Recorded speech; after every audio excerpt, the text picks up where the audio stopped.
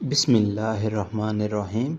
क्या आप जानते हैं कॉकरोच का खून सफ़ेद रंग का होता है क्योंकि इसमें हीमोग्लोबिन की जगह कॉपर होता है। जुगनू और दूसरे हैवानात और नबातात से निकलने वाली रोशनी को सर्द रोशन कहा जाता है क्योंकि हरारत के बगैर होती है। रोशनी और बिजली की रफ्तार यकसां होती है। किंगफिशर एक परिंदा है जो मछलियों की हड्डियों पर अंडा देता है। मैग्मा अगर ज़मीन से बाहर आ जाए तो उसे लावा कहते हैं। शीशा लोहे से ज़्यादा सख्त होता है। संगमरमर और चूने का पत्थर एक ही चीज़ है। इंसानी जिस्म में रान की हड्डी के अलावा बड़ी हड्डी रीढ़ की हड्डी होती है। एक तंदुरुस्त आदमी सुकून की हालत में 500 मकूब सेंटीमीटर हवा खारिज करता है।